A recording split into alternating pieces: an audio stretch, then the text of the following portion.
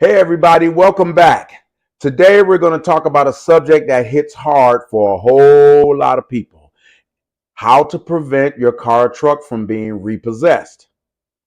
And let me just say this right out the gate. Repossession usually doesn't start with the tow truck. It starts much earlier. It starts with a financial breakdown, a vehicle breakdown, and a lack of preparation. That's the real issue. Now, of course, we all know as we're going about in life, once life starts lifing and your car starts acting up, your money gets tight and your payments fall behind, and things can start to spiral out of control really, really fast. But here's the truth that most people do not want to hear. When you finance a vehicle, the payment obligation doesn't disappear just because the car starts having problems. Because remember, that automobile loan that you took out, that was for the purchase of the car to make it your car, your property that you own. Now, does that make it frustrating when you're trying to juggle between a regular monthly payment and repair bills or other issues? Absolutely. Does it feel unfair when you're paying a car note and having a major repair bill? Definitely, definitely. But the lenders still expect you to pay. They still want their payment under the terms of your loan. And of course, you still want that to look good on your credit. Now, if you're not prepared for that, one bad month can turn into a string of missed payments. And, well, I'll just say it this way: you'll have the missed payments, you'll have the late fees, you'll have damage to your credit, and eventually the repo man comes knocking at your door like an uninvited relative without perfect timing. So today, what I want to do is kind of walk you through a smarter way to think about it and a way that you can prevent repossession when it's coming from things like a damaged vehicle or repair vehicle situation. So this way you can operate with no panic, no shame, and no preparation. Well, full preparation. So let's start with the real problem. A lot of people think repossession only happens when somebody is irresponsible, and that's not always the case. Sometimes people lose their vehicles because transmission go out, the engine fails, they get hit with a deductible on their insurance in an accident that they weren't prepared for. Sometimes the car gets totaled and they owe more than what is worth, which is usually not covered by GAP. Sometimes they end up missing work because they don't have transportation once it goes down, or their budget was already too tight to begin with, even way before the emergency showed up. So now you end up with the perfect storm. You got an unreliable vehicle and your money is stretched till it's ready to scream, to snap. Now, when you're dealing with that kind of problem, it's frustrating and it's hard to plan ahead after the fact. So it's best to have your plan together before you even get started, because payments still due. And at the end of the day, your credit is hanging in the balance. And that's how a lot of people get trapped, and then they get dinged and beat up, and then they end up with repossessions on their credit report. Believe me, I see them every day. So let me make this plan. So keep in mind that a repossession doesn't just take your car away. It also damages your credit, like I said before. It increases your future borrowing cost on the next car you try to finance, and which will ultimately make the next car even more expensive. And that's why this conversation really matters. And I know a lot of people say, well, if it's too late for me, um, what do I do next? This will tell you what to do next time. So let me tell you about this personal situation with me. This is a real example that actually happened. I had a vehicle and right around 78,000 miles, which is not a lot on the car, but it's beyond the factory warranty. And the transmission went out. Now, It's a GM vehicle, and I know a lot of you out there got similar Chevys because I found out that that was a design flaw with those particular vehicles, and so the transmissions were known to go out right around 75, 80,000 miles. Now the cost of replacing this transmission, because they don't rebuild them, it costs you almost as much to rebuild it as to do to replace it, and it was about $9,000. It's an all-wheel drive vehicle with transfer case and all that jazz. Now, factory warranty was long gone, and because that left the dealership at 50,000 miles. Now, thankfully for me, I had purchased an extended warranty, and that warranty or service plan, they got different names for them, that covered the cost of that $9,000 transmission replacement. So instead of me having to fork over $9,000 to replace that, I just merely had to pay a $500 deductible, and then they paid for the rest because I had the foresight to do that.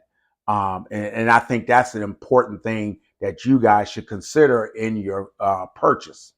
Now, listen, that one decision saved me a whole lot of money and a whole lot of stress, because if I didn't have that protection plan in place, the repair bill would have been obviously a lot worse at $9,000, and it could have created a serious financial difficulty for me, as it would for just about anybody out there, because I don't think a lot of people finance a car and then have to contend with a $9,000 repair bill. And that happens all the time. It happens to a lot of people. And then ultimately what they end up doing, they say, well, I'm not going to pay a loan for a car that I can't drive anymore. But remember, the purchase loan was for you to buy the car. It's your car. Then you have to figure out a way to pay to fix it. But again, beating the dead horse there. Now, of course, when that happens, nobody is planning to fall behind. But because they weren't protected with that from that big bill, that's what basically what happens. So what's the solution? The solution is simple in principle, but it takes a little bit of discipline and practice. You want to protect your purchase, because that's what it is. It's a purchase. You want to protect your purchase before the crisis happens. And how do you do that? If you want to reduce the chances of a repossession due to a vehicle and major repair, you want to think beyond the monthly payment that you took out when you got that loan. What you want to do is protect the whole vehicle's ownership and the whole vehicle ownership experience. So because remember, that's a lot of it. We bought the car, it was cool, it was slick, it was in the color we wanted, it was the model we wanted, we love the interior, we love all the features inside the car. So you feeling good when you bought that car. So that's part of the experience, and you don't want that experience to get tainted with a repair bill, especially an unexpected repair bill. So to maintain that, to protect that experience and really make it shine, first of all, you want to protect your vehicle from major breakdowns. If you bought a vehicle and either the factory warranty was close to being ended or already gone, you want to seriously consider that service warranty, extended warranty, service contracts. Sometimes they call them solid vehicle contracts. You want to get one of those to protect you just in case that happens. Now, keep in mind, not all plans are equal. So you want to pay attention to that. You want coverage that actually covers the expensive parts. A lot of people try to get those bumper to bumper warranties, and they're very limited because they're worried about all the things. Worry about the big things: the engine, the transmission, also known as the drivetrain, the major electrical stuff, all of those things, the electronics, not just electric, but electronics, and all of the major systems that can wreck your budget and stop the car cold in its tracks. So those are the one you want to get a warranty that covers those things. Don't worry about the small stuff. That way you can get a policy that has a lot of protection for the big things and not have a super sky high monthly payment for you. Now avoid the cheap plans. Don't try to get a plan with a little teeny tiny small monthly payment because it's probably going to cover next to nothing.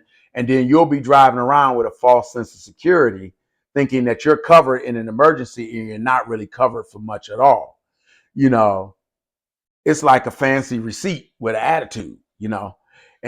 And make sure you do your homework when you shop for a plan.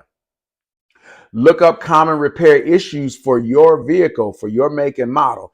And I'm typically pretty good at that, but I did miss the mark on that because I found out later on that my vehicle, that transmission issue that I talked about, it was known for that.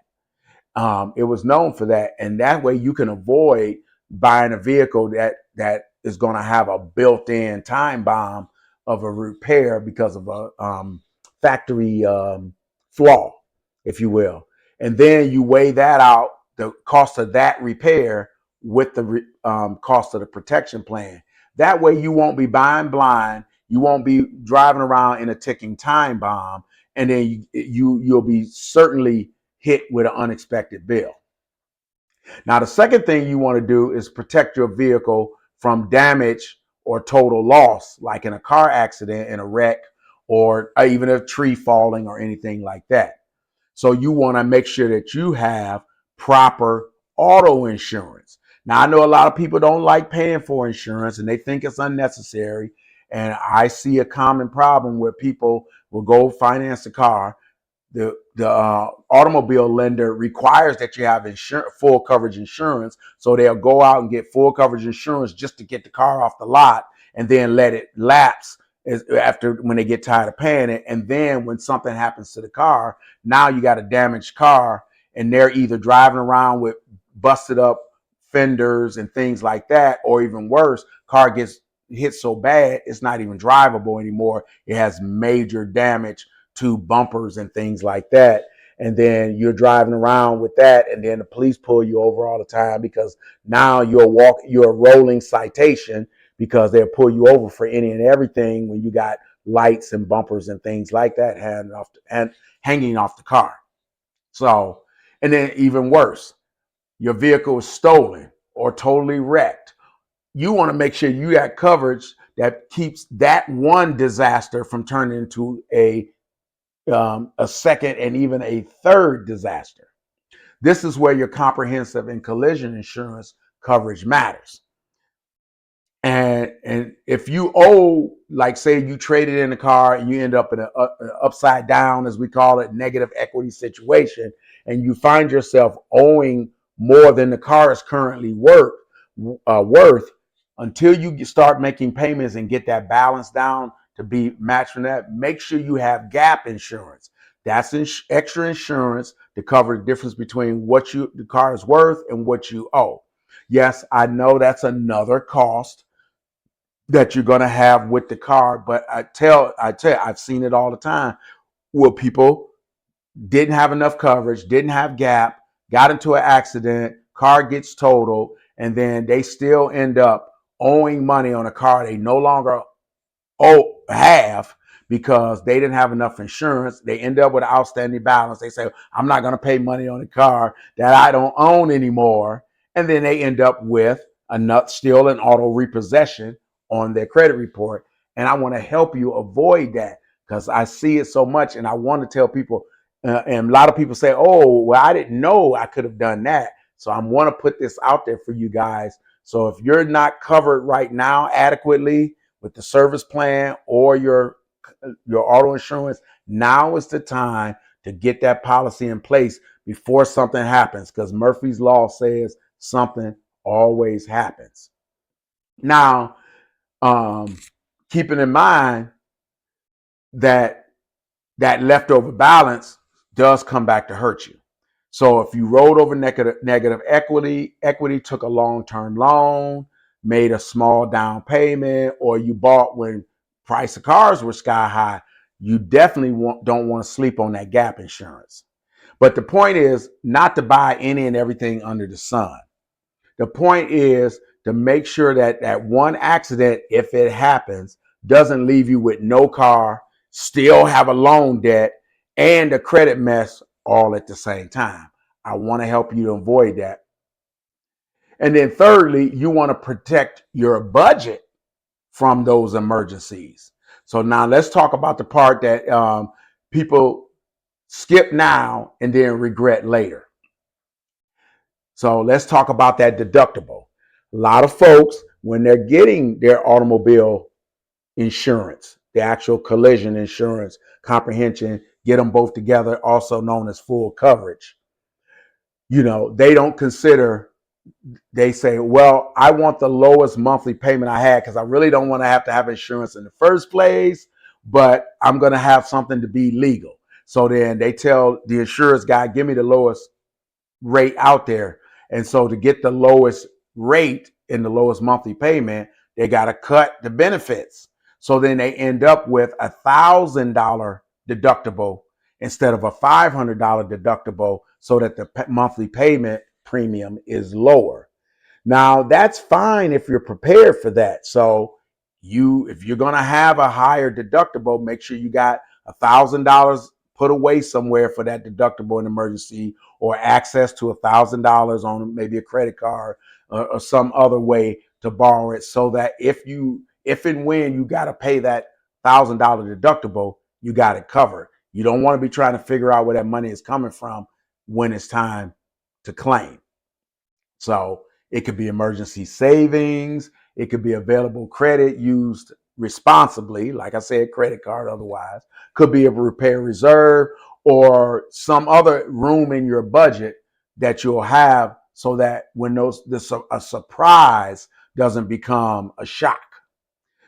Now, of course, because life don't send us calendars, so that we can plan for these things on a particular day, we got to plan for whether when it happens, whenever it happens. Otherwise, that calendar invite of catastrophe could be really expensive. So if whether the deductible's $500 or $1,000, you want to have a way to cover it. If you don't, that problem is going to snowball, and it always happens. Something that's a minor inconvenience or a headache turns into a catastrophe real quick, because it's a snowball effect. It's like a house of cards. Many metaphors. I could use 100 of them. I think you guys get the point. Now, of course, when you add to that the fact that it's your transportation and that falls apart, now you got problem going to work, even though we got Uber and things like that. But guess what? I've heard people say they had to contend with deductible, service, repair, whatever, and still pay for Uber or Lyft to get them back and forth to work, giving gas money to a buddy, whatever. And they still got to make a payment. So you don't want that to all come crashing down on you. This is how you protect yourself. This is all part of what I call a financial readiness plan. And this matters as much as the coverage. It matters as much as the service agreement, and it matters as much as the financing on the car itself. So the best course of action you want to take that you can do today, if you haven't already done this, first of all, if you don't have collision coverage on your car insurance, get it today. You want to go out and get that today, and I can recommend a few places for that. But you want to review. If you don't have coverage, you want to get it. Whether you're buying or you do have coverage, you want to review your current protection. You want to make sure, number one, is there any factory warranty left on your car? If not, you want to go out and get an extended protection plan, service plan, vehicle warranty, whatever repair warranty, whatever you want to talk, places like Endurance and those other places. You want to know exactly what's covered.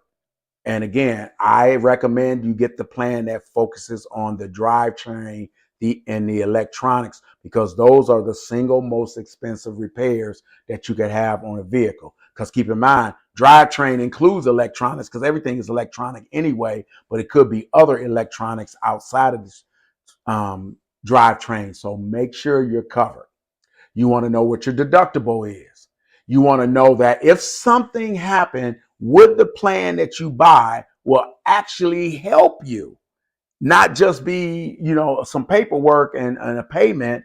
If something happened, like with me, it actually helped me. It made all the difference in the world. It was $8,500 I did not have to spend. So action step number 2, you want to review your auto insurance. You want to take a look at your policy and make sure, do you have comprehensive coverage? That means that's the coverage that covers any damage to your vehicle, whether it's a tree, another car, kid with a bat, break in, all of those things. You want to make sure you have collision coverage. So when it's you hit another car, well, another car hits you, damages your vehicle. So that's slightly different from the comprehensive. It's typically the comprehensive is non-automotive motive damage versus collision being automotive related damage. You want to make sure that you have enough coverage to cover the value of your car as it stands right now. So if your car got totally destroyed, would you end up with a zero balance? Would you owe more than the car is worth? You want to make sure you know that. And if not, you want to make sure you get gap coverage to cover that just long enough for your value to catch up with your, or more exactly, to your balance drops down to catch up to your value of your vehicle, your equity, if you will.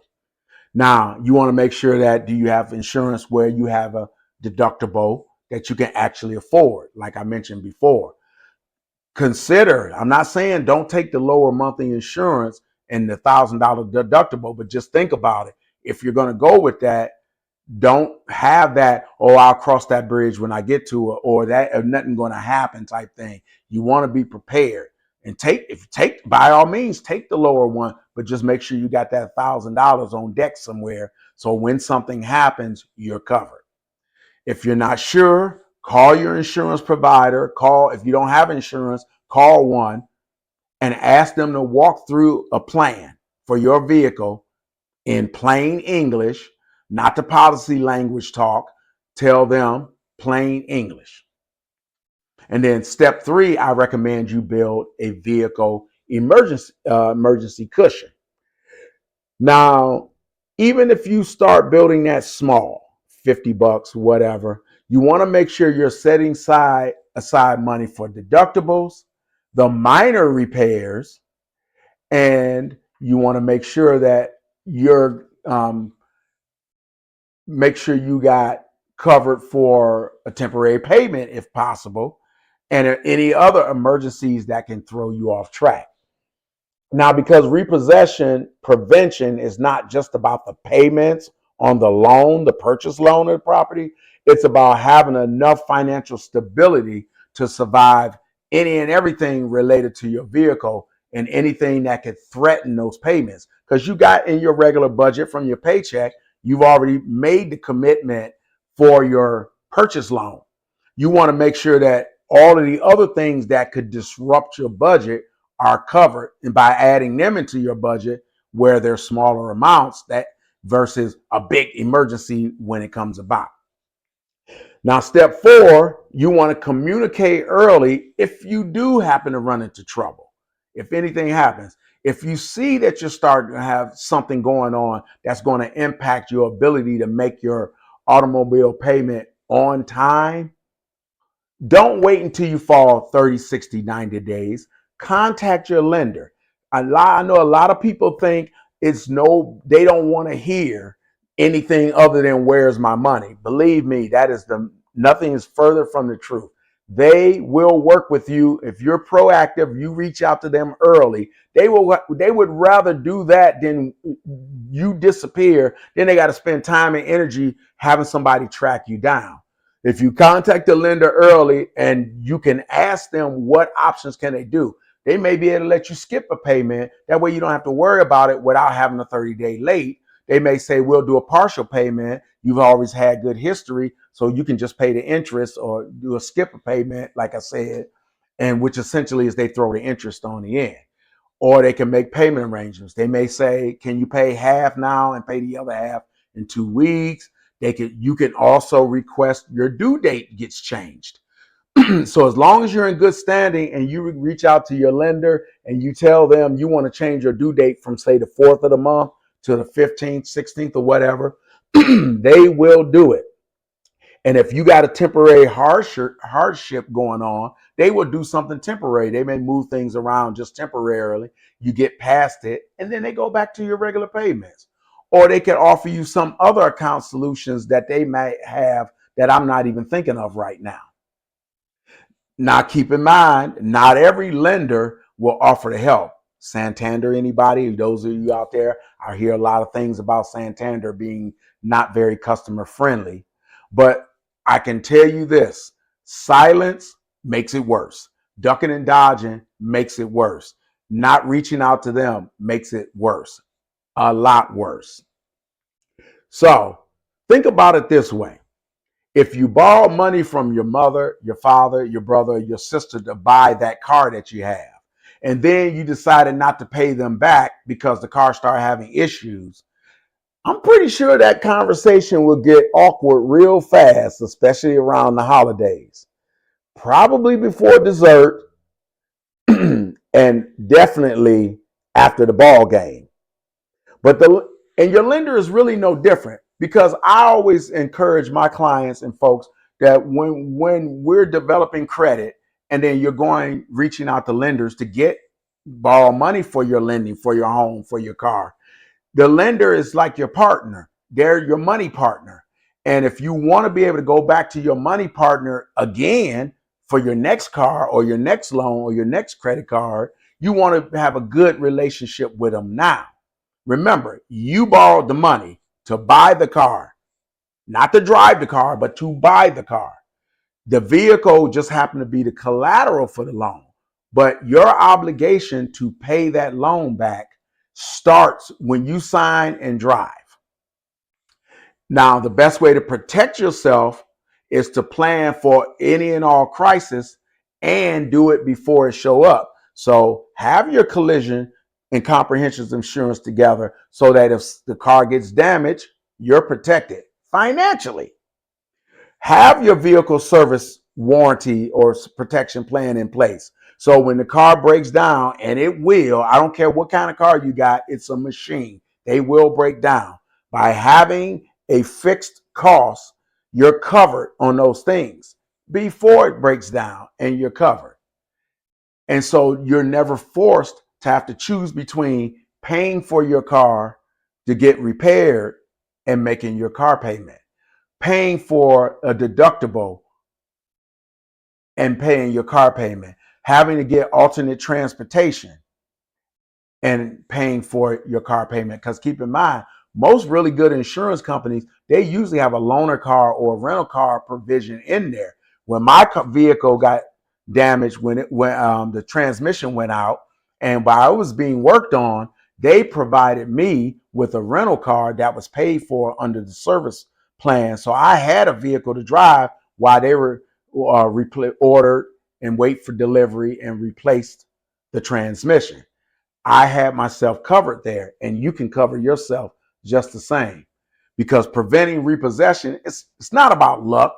It's not about, oh man, what's going to happen. It's about being prepared. You want to protect the vehicle, you want to protect your budget, and you want to protect your credit. Because when life throws you those curveballs, monkey wrench, life be lifing, preparation can make the difference and be the difference between you keeping your keys or you hearing tires squeal when the repo man is driving off with your vehicle. So if this message, this video helps you out, you want to hit the like button and subscribe to the channel and drop some comments below. Share this with somebody. If you know somebody struggling, you want to help them and say, think about it this way and protect yourself. And I know, again, I know it sucks. Paying insurance sucks, but you got to think about not what it's costing you, what is it saving you? Yes, I know paying for endurance or the other ones, I know it sucks having to pay that extra money. That's money you could be doing somewhere else. But trust me, it costs you more when you got to pay. So Protect your vehicle, protect your purchase, protect your credit, and give yourself more credit for being proactive. Now, in the links below, there are some companies out there, and again, this is not an endorsement from me of any particular car service plan or any particular insurance company, but I just say you want to shop them around and you want to obviously use a reputable one. Don't use some of these dealers. Now, some of the good dealerships have service plans that they finance themselves, like Spitzer. I know a number of people who have bought cars from Spitzer, including myself, on previous cars, and the warranties that they provide when you buy a used car from them are really great, as long as but it just requires that all your service be done with them in order to not void that. So all your oil changes got to be done there, things like that. So if you're somebody that don't like to do that, that's a consideration. But protect your purchase, protect your credit, protect your budget. And so I'm going to ask that any of you, if you have not already subscribed to my channel, please subscribe and share with other folks. I'm trying to build up my subscribership. I want to reach more people. I want to help more people. So this is Highly the Credit Renovator. Until my next video, which is coming up soon. I've been lacking, but I'm back in action now. And so my next video, I'm going to talk more about credit and home buying. But until the next video, you guys take care.